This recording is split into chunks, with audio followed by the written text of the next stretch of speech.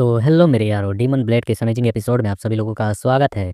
तो जैसा कि हम सभी लोगों ने लास्ट एपिसोड में देखा था कि असुरा क्लैन के द्वारा हान को तो एक मिशन मिली थी गवर्नर को मारने की, बट हान ने यहाँ पर उसके घर को आग लगाकर उसके मरने की बस खबर भिजवा दी थी। और साथ ही वहाँ पर जब उसे पता चला कि यहाँ का जो किंग का बेटा है वह इस तरीके का कांड कर रहा है, तो हान ने उसके बेटे को ही यहाँ पर मारकर सिटी में लटका दिया होता है। या एम्परर का बेटा नहीं है, कोई छोटा मोटा किंग का।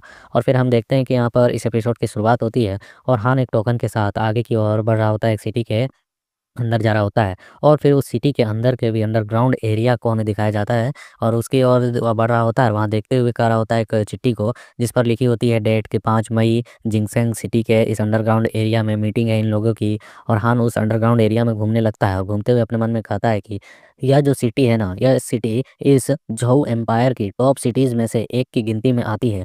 और यहाँ पर अभी असुरा पैलेस के कई सारे एक्सपर्ट्स इस अंडरग्राउंड एरिया पर भरे हुए हैं। वास्तव में लगता है कि इस सिटी में कुछ ना कुछ तो कांड होने वाला है बड़ा, जिसकी वजह से यहाँ इन सभी लोगों को बुलाया गया है। इस शहर में कुछ बड़ी घटना होगी।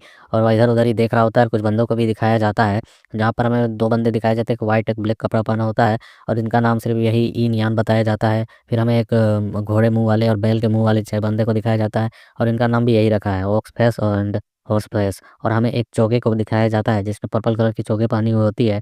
और इस पर्पल कलर के चोगे वाले बंदे को यहाँ पर कुछ अजीब तरह का वैल्यू दिया जाता है, मतलब कि पावरफुल माना जाता है इस तरह से। और हमें एक लाल टोपी वाले बंदे को भी देखते हैं और वो कह रहा होता है सभी को मैंने पहले ही इस मामले को स्पष्ट रूप से समझा दिया है। जो किंग चू जियांग और किंग बियान चेंग दोनों ही इस मामले को लेकर बहुत ही ज़्यादा सतर्क है और इम्पोर्टेंस दे रहे हैं। तो हम देखते हैं चोगे वाला कहता है ठीक है, तो चलिए पहले तो इस तय व्यवस्था के अनुसार ही हम आगे बढ़ते हैं। और वह हाथ फैलाते हुए बता रहा होता है आप सभी अब यहाँ से तितर बितर हो जाएं और जैसे ही तुम लोगों को आदेश मिलेगा, संपर्क पहुँचाया जाएगा, उसका बाद तुम्हें अपने काम को पूरे अच्छे तरीके से फॉलो करना है, कंप्लीट करना है। तुम्हें सही समय पर इशारा दे दिया जाएगा, फिर अपने मिशन की ओर आगे बढ़ जाना है। और हम देखते हैं उस चोगे वाले को जो आगे की ओर वहाँ से निकलने लगता है और वह पहले अपने चोगे को हटाता है। हमें उसके फेस को दिखाया जाता है, इसका नाम युआन जिन चेंग बताया जाता है। तो यह चोगे वाले बंदे को यहाँ पर हान भी घूर कर देख रहा होता है और देखते हुए कहता है आखिरकार यहाँ पे चल क्या रहा है। तो हम देखते हैं कि वह चोगे वाला इससे कहता है कि चल क्या रहा है, असुरा क्लैन को यह खबर मिली है कि जो कांग हाई है जिंग सिटी जेंग सेंग सिटी से भाग गया है। तो हम देखते हैं हन कहता है सो क्या यहाँ पर क्लैन उसे मारना चाहता है। तो हमें वह बताता है और हमें शायद किसी बंदे को दिखाया जा रहा होता है जिसने बड़ी सी स्वॉर्ड पकड़ी होती है और वह बताता है कि वह तलवारबाजी का एक महारथी है, लेकिन उसने यहाँ पर तलवारों को मकबरे से चुराने की कोशिश की है और वहाँ से एक कीमती तलवार को चुरा कर भाग चुका है। तो जो ऑर्थोडॉक्स ग्रुप के लोग हैं पिछले 30 वर्षों से उसका पीछा कर रहे हैं, लेकिन उसे पकड़ नहीं पा रहे हैं। अब उन्होंने हमारी मदद मांगी है और उसे ढूंढ निकालने में वे लोग फिलहाल असमर्थ हैं। तो यहाँ पर हान सोचते हुए कहता है चूंकि यहाँ पर हेल असुरा क्लैन केवल उन्हीं लोगों को टारगेट करता है जिन पर बहुत बड़ा मोटा रकम रहता है, इसका मतलब यही होना चाहिए कि यहाँ पर उस पर किसी ने बड़े इनाम को रखा है। तो अचोगे वाला कहता है कि किसी ने दूसरे आदमी को मारने के लिए बहुत बड़ा इनाम तो रखा है और वह ग्रेट लिंग लोंग पवेलियन का 8वां एल्डर है। और उस 8वें एल्डर को दिखाया जाता है और इसके बारे में बताया जाता है इसे लोंग कांग यून कहते हैं, जो कि यहाँ पर एक ड्रैगन मतलब औरे के साथ होता है कि यह भी बुड्ढा पावरफुल है और इसी के एंसेस्टर के मकबरे से उस तलवार को चुराया गया होगा। तो हम देखते हैं हान कहता है कि आखिरकार लिंगलोंग पवेलियन महान झाओ एम्पायर का सबसे बड़ा फैक्शन है, क्या हम लोग यहाँ पर उनके साथ काम करें, वो भी हत्या करने में उनकी मदद करें। तो हम देखते हुए हंसते हुए कहता है कि नहीं नहीं, हमें उन्हें मारने की मतलब मदद नहीं करनी, हमें बस उस बंदे के उन लोगों को मारने लायक माहौल बनाकर देना है, मतलब उसे भगाते हुए दौड़ाते हुए जैसे भी करके सिचुएशन क्रिएट करना है ताकि वो उसके सामने पहुंच सके और वे लोग उसे पकड़ सके। उसके बाद मारने का काम तो वही बंदा खुद कर लेगा।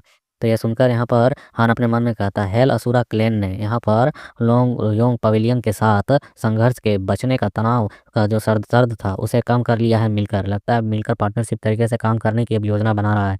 और वह कहता है कि तो यही कारण है कि एम्पायर सोंग ने रेव को यहाँ पर ब्लू मतलब कि चोगे का सम्मान देकर भेजा है। मतलब ये जो पर्पल चोगा पहना हुआ है ना, इस चोगे का एक अलग ही वैल्यू है इनके असुरा क्लैन में कि इसे यहाँ पर हेड बनाकर भेजा गया है इस टाइप से।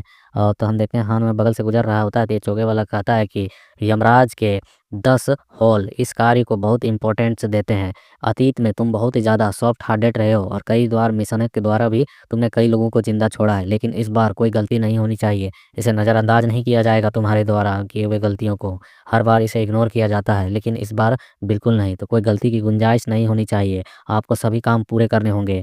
हम देखते हैं यहाँ पर हान भी उससे कहता है कि ओए क्या तू कह रहा है? क्या तू कह रहा है कि मैं दूसरों की गलतियों को यहाँ पर कवर करता फिरूँ? मतलब कि जो गलत है उसको ठोकूँगा नहीं यार, और जो ठीक है तो उसे छोड़ दूँगा, उसमें क्या है, उतना मेरा मर्ज़ी है, मैं मारने जाता हूँ। तो यह सुनकर वह हँसता है और हँसते हुए निकल कर कहता है कि ठीक है, जो भी हो, लेकिन मैं तुम्हें धमकी नहीं दे रहा था, मेरे आदेशों का बस इंतज़ार करना उस मिशन के लिए। और वहाँ से चला जाता है। फिर उसे जाते हुए देखा कहता है, उफ़! ये साला अलग ही सरदर्द है, ये साल आखिरकार कितना लंबा होने वाला है यार। और इसके साथ अभी तक इसके फ्रेंड को नहीं दिखाया गया, तो लगता है वो तो उस फ़ॉरेस्ट में ही मारा गया। अब ये बंदा अकेले ही यहाँ पर सारे मिशंस को कर रहा है।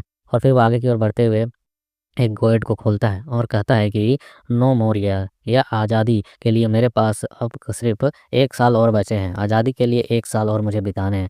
उसके बाद मैं यहाँ से आज़ाद हो जाऊँगा और फिर लियू सेंग के भाई-बहनों की जानकारी ढूँढूँगा और साथ में उसकी भी।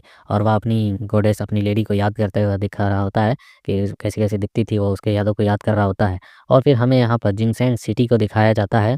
और यहाँ पर यह जो है एक नदी के किनारे बना हुआ सिटी है, और यह लिंग लोंग पवेलियन है। और अरे यार, इन सभी का नाम ज़्यादातर एक ही रहता है। यहीं पर हम देखते हैं इस ब्यूटी को, जो खड़े होकर शांति से मून को देख रही होती है, निहार रही होती है। तभी इस तक एक आवाज़ भी आता है कि किकेंग मेई इधर आओ, और इसके नाम का मतलब होता है ब्यूटी। और हम देखते हैं यहाँ पर फिर इसी के यहाँ पे एक स्वॉर्ड हॉल को दिखाया जाता है, जहाँ पर गार्ड्स वगैरह रहते हैं, और ये 2 गार्ड्स चाय पी रहे होते हैं। और एक कहता है कि मुझे एल्डर के द्वारा चलाए गए मिशंस के बारे में कोई भी जानकारी नहीं है। दूसरा कह रहा होता है, अरे यार, तुम ये सब चीज़ें क्यों सोच रहे हो? इस एरिया की चिंता हमें करने की आवश्यकता नहीं है। जो बड़े मास्टर है ना, उनकी कल्टीवेशन लेवल कोई नॉर्मल लेवल पर नहीं है, वो काफ़ी हायर लेवल के स्ट्रॉन्गेस्ट बंदे हैं। और फिर हमें बाहर की ओर से दिखाया जाता है, गार्ड भी खड़ा होता है और वे लोग कह रहे होते हैं, चलिए हम लोग आराम से चाय पीते हैं और इसके मज़े लेते हैं। फिर हम देखते हैं यहाँ पर हान के एसोसिएशन ग्रुप को, जो यहाँ पर आ चुके होते हैं, और वो इशारा करके तुरंत ही आगे की ओर बढ़ रहे होते हैं। और इस पवेलियन को यहाँ पर साफ करने का शायद मिशन मिला, इन्हें खत्म करने का। तभी हम देखते हैं स्वॉर्डमैन को, जो देखकर कहता है, ओए आखिरकार तुम लोग हो कौन? और वो तलवार निकालकर हमला करने के लिए बढ़ता है, तो वहाँ पर एसोसिएशंस भी अपने तलवार के साथ जोरदार अटैक करके इस बंदे के तलवार को ही तोड़ देते हैं, और इसके गर्दन को ही वहीं पर तलवार को काटने के साथ ही काट देते हैं। और तेज़ी से आगे की ओर बढ़ते हैं, और अंदर हॉल में यहाँ पर मारकाट चालू हो जाता है, जहाँ पर ये स्वॉर्डमैन चाय पी रहे थे, इन्हें भी दर्दनाक मौत दी जाती है। उसके बाद इन्हें मारकर ढेर कर दिया जाता है। इनकी लाशें एक लड़की के सामने फेंकी गई होती है, जो कि इन्हीं के पवेलियन की शायद है, और इसे भी यहाँ पर शायद मार डाला है इन सालों ने। और फिर हम देखते हैं यहाँ पर हान को, जो घूर कर ही सामने की ओर देख रहा होता है, फिर वहाँ से उस कमरे से बाहर निकल जाता है और दूसरे कमरे की ओर जाता है, वहाँ तलवार मारकर गेट को खोलता है, जहाँ पर एक मोमबत्ती को हम देखते हैं अभी-अभी बुझी होती है, मतलब यहाँ पर कोई था। और वह उस कमरे में शांति से आगे की ओर बढ़ता है चेक करने के लिए कि कोई है। तो यहीं पर हम मेई को, किकेंग मेई को देखते हैं, जो छुपी होती है और अपनी साँसों को रोकी हुई होती है।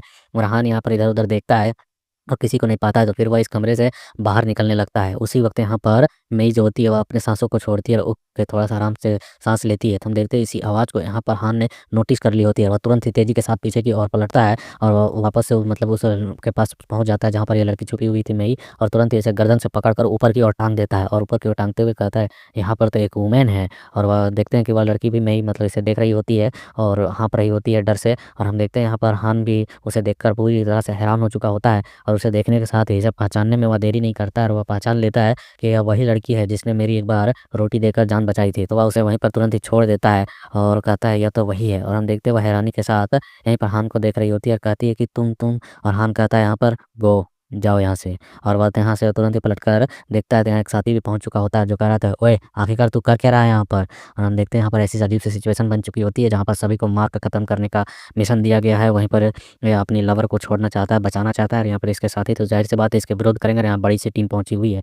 तो नीचे राइटर के द्वारा इसके लुक थंबनेल को दिखाते हुए बताया जाता है, राइटर लिखता है हम लोगों से, बोलता है कि क्या तुमने कभी भी प्यार किया है? अगर वे तुम्हारे दुश्मन ही निकले तो तुम क्या करोगे? तुम्हें उन्हें ख़त्म करने का मिशन दिया जाए, तो ऐसी सिचुएशन में आखिरकार तुम्हारा क्या रिएक्शन होगा? तो वह अपने इसी सवाल के साथ यहाँ पर इस चैप्टर को कंप्लीट कर देता है। सो इस छोटे से एपिसोड के लिए like, share, comment and support, ताकि जल्द से जल्द न्यू एपिसोड आ सके।